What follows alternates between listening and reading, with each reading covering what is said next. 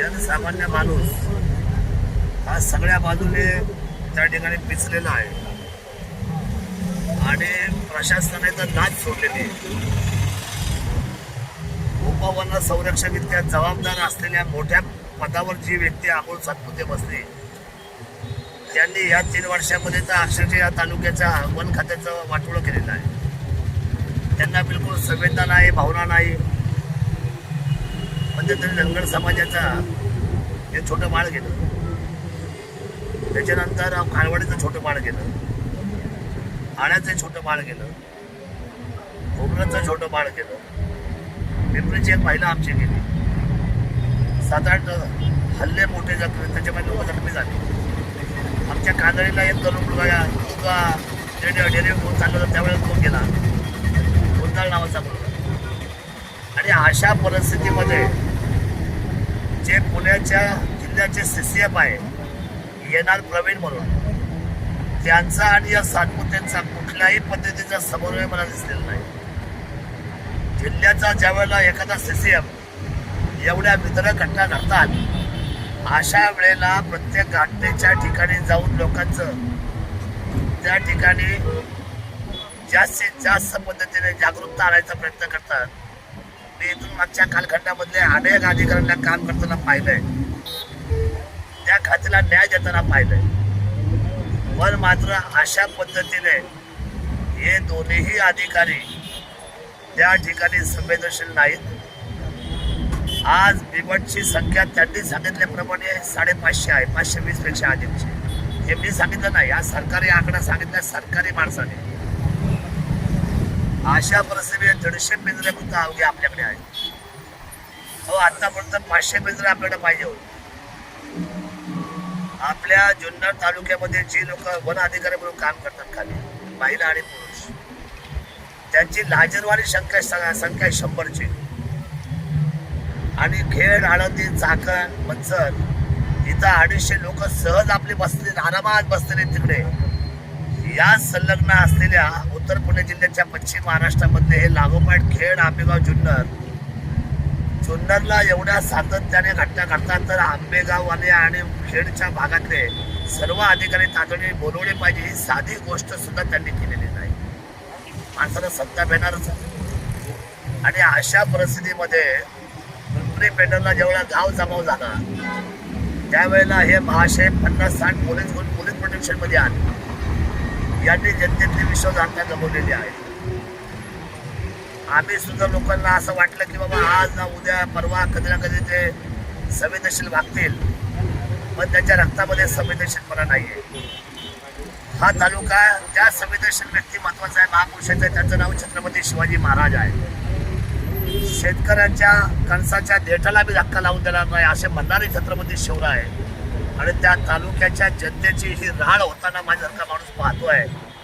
आणि त्यांना जबाब ज्यावेळेला जबाब विचारतो, जबाब अशा परिस्थितीच्या नियोजनाचा, त्यावेळेला ते पोलीस बळाचा वापर काय करताय. दुसऱ्या बाजूने 5-6 दिवस गेल्यानंतर जे व्हिडिओ कॅमेऱ्यामध्ये दिसतात त्या सगळ्या लोकांना, शेतकऱ्यांवर त्यांनी त्या ठिकाणी खोटे गुन्हे दाखल केलेले आहेत. हिंमत कशी झाली खोटे गुन्हे दाखल करायची या सर्व गोष्टीमध्ये या लोकांची. काय तर म्हटले आमच्या एका अधिकाऱ्याला मारायला धावले आणि तिचा गळा पकडला.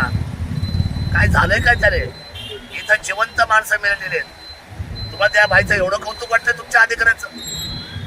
एवढ्या शेपारले तुम्ही सगळी मंडळी, इकडे जिवाने माणसं भेटलेली आहेत. भविष्य ऊर्जा उभे करणारी राष्ट्राचे आमचे तरुण संपत चाललेले आहेत. शेतकरी मेटाकुटीला आलेल्या जीव मुठीमध्ये घेऊन तो शेताचं राखण करतोय. आमचा धनगर जीव मुठीमध्ये घेऊन तो त्या ठिकाणी वाडे त्या ठिकाणी करतोय. अशा माणसाचं संरक्षण किंवा त्यांचा गेलेला बळी याच्या बाबतीत तुम्हाला संवेदना नाही. तुमचं कौतुक करायला तुम्ही आरामखोरांना या तालुक्यामध्ये आलेत का? तुमची सुट्टी मी ठेवणार का? त्या ठिकाणी सुट्टी करणार नाही. आणि मला सांगायचंय, का तुम्ही गोरगरिबांना गुन्हे दाखल करत आहे? आमच्यावर का नाही केले? आम्ही सुद्धा आलो होतो कालवाडीला, अनेक नेते मंडळी आम्ही आलो होतो. जिल्हा परिषद सदस्य आलते, पंचायत समिती आलते, आमदार आलते, आम्ही लोकप्रतिनिधी आजीबाजी आलतो. आमच्यावर करायचे ना? तुम्ही गोरगरिबांना घाबरायचा प्रयत्न करताय. दादा, काल तुम्ही 8 मागण्या ठेवल्या होत्या, आजही तुम्ही त्या 8 मागण्यांवर ठाम आहे दादा? आम्ही ठाम आहोत. विलंबन व्हायला पाहिजे. आपण सातपुत्यांचं त्यांच्यावर सदोष मनुष्यवधाचा गुन्हा दाखल व्हायला पाहिजे. आम्हाला सकाळची दिवसाची प्रीपेड लाईट पाहिजे. आमच्या धनगर समाजाच्या वाड्यांना रजिस्टर करून त्यांना नंबर देऊन त्यांना लांब पल्ल्याची आवाजाची त्या ठिकाणी बंदूक दिली पाहिजे. 1 किलोमीटर आवाज आली एवढी ते तुम्ही त्यांना बंदुकी दिल्या पाहिजेत. त्याप्रमाणे तुम्ही आमच्या या बिबट निवारा केंद्र जे आहे त्या ठिकाणी जागा 12.5 ते 15 एकर जागा अशीच म्हणून आहे जलसंपदा विभागाकडे. धरण बांधून जवळजवळ आज 60 वर्ष झाली. ती जागा तुम्ही हँडओव्हर केली पाहिजे आणि त्या जागेवर आता नवीन बिबट निवारा केंद्र केलं पाहिजे. कमीत कमी 300 ते 350 बिबटे तिथं बसले पाहिजे. त्यांना निवारा दिला पाहिजे. हे सगळे वस्तू तिथं ठेवले पाहिजे. पण जोपर्यंत हा बिबट निवारा नवीन केंद्र होत नाही तोपर्यंत हे सगळे पकडलेले बिबटे जे आहेत ते तुम्ही अमरावतीला, ते तुम्ही नागपूरला, ते तुम्ही वर्ध्याला, ते तुम्ही चंद्रपूरला त्या ठिकाणच्या मोठ्या जंगलामध्ये ते सोडले पाहिजे जेणेकरून ते पुन्हा पाठीमागे येणार नाही. आणि पिंजऱ्याची संख्या वाढवली पाहिजे. मनुष्यबळाची संख्या वाढवली पाहिजे तुमच्या फॉरेस्टची. आणि आम्हाला सर्व लोकांना तुम्ही अवेअरनेस करत असताना तुम्ही गस्त घातली पाहिजे. एखादा पिंजरा सांगितला तुम्ही म्हणता की ते वरतून परवानगी यायला पाहिजे. कोणत्या वरच्या आणि खालच्या परवानग्या मागताय तुम्ही सर्व लोक? तुम्हाला थोडीसं शरम वाटत नाही? माणूस जीवाशी जातोय आणि तुम्ही म्हणता की वरतून परवानगी आणल्या पाहिजेत. मग तुम्ही त्या खुर्च्यावर कशाला बसले? दादा, प्रशासकीय जे काही अधिकारी आहेत किंवा तालुक्याचे लोकप्रतिनिधी आहेत यांनी तुमची मनधरणी करण्याचा प्रयत्न केलाय? बघा, विषय मनधरणीचा नाही. विषय इथं माझ्या मनधरणीपेक्षा आहे. मी जे आंदोलन छेडले तुम्हाला माहिती आहे. मागच्या वेळेला 2022च्या मे महिन्यामध्ये मार्चमध्ये मी जे आंदोलन छेडलं होतं त्या आंदोलनामध्ये शासनाने बारामतीला गेले बिबट सफारी थांबवली आणि तदनंतर ते बिबट सफारी आपल्या जुन्नरला आंबेगावांना पुन्हा आले. त्याचं काम आता चालू आहे. एवढे आचारसंहिता संपल्यावर आपलं आंदोलन बेमुदत असतं. आपलं आंदोलन आमरण असतं. मी कुठल्याही अन्नाचा कण खात नाही. मी जीवाची पर्वा करत नाही. मी ज्या 8 अटी सांगितल्या, ज्या 8 अटी इथे आहेत बोर्डवर, त्या जाहीर आहेत. सर्व त्याच्यावर ज्या सगळ्या अटी शर्ती तुम्ही मान्य करायच्या आणि आम्हाला सर्वांना दिलासा द्यायचा आहे. अशा पद्धतीची माझी भूमिका ठाम आहे. आज पत्रव्यवहार झालेत. आज आम्ही इथून मुख्यमंत्र्यांना पत्र पाठवले. दोन्ही उपमुख्यमंत्री, वनमंत्री सुधीरजी मुनगंटीवार, त्याप्रमाणे इथे असलेले आमचे कलेक्टर असतील, इथले असलेले पोलीस प्रशासन असेल, तालुक्यातले तहसीलदार असतील, प्रांत अधिकारी असतील, पोलिसांचे आमचे DYSP असेल, या सगळ्यांना आजच आम्ही पत्रव्यवहार केलेला आहे आणि ते तातडीने त्याच्यावर 100% या बाबतीतली नोंद घेतील आणि या बाबतीमध्ये आम्हाला सगळ्या अटी मागण्या मान्य करतील. या मागण्या मान्य झाल्यानंतर जे काही मुदत आंदोलन संपेल. हे आमरण उपोषण तोपर्यंत संपणार नाही. आता सुद्धा तुम्ही पाहिलं, आज मी इथं उपोषणाला काय बसतोय आणि दुपारच्या वेळेला पिंपरी पेटवले झाडावर बिबट्या वर जाऊन बसलाय. वर वडगाव आनंदच्या चौगुलवाड्याजवळ वर जाऊन बसलाय आज सकाळीच. म्हणजे तो इतका बिंदास झालेला आहे. एक तर तुम्हाला याची चुका सांगतो काय, हे अधिकारी आता फॉरेस्टमध्ये वास्तविक फिरायला यायला पाहिजे रोज सकाळी. त्यांनी जे बिबट ज्यांचा अधिकार जंगलामध्ये आहे, ज्यांचा वास जंगलामध्ये आहे, रहिवास जंगलामध्ये आहे, तिथं पिण्याच्या पाण्याचा एक थेंब नाही आहे.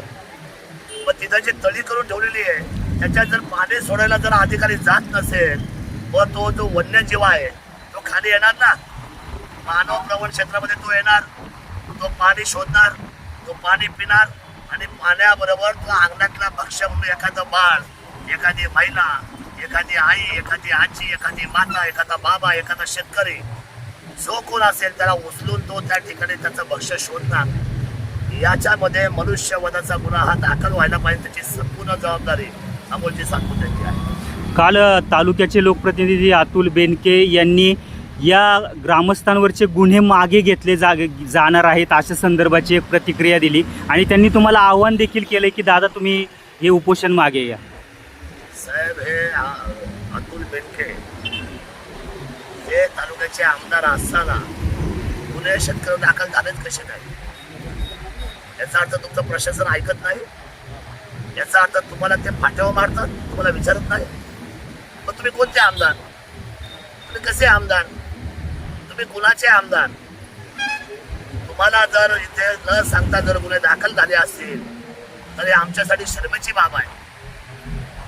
आमदारांना एकतर या सगळ्या गोष्टी माहीत आहेत आणि जर माहीत नसतील असं त्यांचं म्हणणं असेल तर त्यांनी म्हटले ना की आम्ही त्याचे गुन्हे मागे घेतो. टक्क्यावर गुन्हे दाखल झालेच का? हा माझा साधा प्रश्न आहे. की एवढी मुजोलगिरी या तालुक्यात चालणार नाही. शेतकरी मेटाकुटीला आलेला या सगळ्यांचे गुन्हे दाखल झाले. एकही शेतकरी घरी बसून नाही. त्याला अटकवल्या भीतीने तो नातेवाईकडे गेलाय. गरीब आहे तो, वंचित आहे तो, साधा आहे तो, हाता पोट आहे त्या शेतकऱ्याचं. असा माणूस तुमच्या कायद्याच्या भीतीने, तुमच्या जुलमी कायद्याच्या भीतीने आमदार साहेब तो घरदार सोडून आत गेलेला आहे पळून, स्वतःचं तोंड लपवून, दुसऱ्याच्या दरवाज्यात झोपतोय, दुसऱ्याच्या दरवाज्यात जेवतोय. आणि तुम्ही सांगताय की तुम्ही आंदोलन मागे घ्या. आंदोलनाच्या बाबतीतल्या त्यांच्या असलेल्या भूमिकेशी आपण जर संवेदनशील असतं तर त्याच्या पुढे दाखलच काय झाले. आणि जर हा अधिकारी बुजूर असेल त्या अधिकाऱ्याला पहिला निलंबित करा आणि त्याच्यावर सदोष मनुष्य गुन्हा दाखल करा मधाचा. माझं हे या ठिकाणी आमदारांना सांगणं आहे. आणि या ठिकाणी कुठलाही पॉलिटिकल अँगल नाही. आज आमदार असू द्या, आशाताई असू द्या, मी असू द्या, शेरकर असू द्या, भानुलाल गाडवे असू द्या, आमचा धनंजय असू द्या, आमचे काकडे असू द्या, आमचे घोटणे असू द्या, आमचे कोकणे असू द्या, आम्ही तमाम मायबाप सांगतात. आम्ही एकजुटीने या तालुक्यावर आलेल्या संकटाचा सामना करायला बसलेलो आहे. इथं कोणत्या पद्धतीचा पॉलिटिकल अँगल नाही आणि नसणार आहे.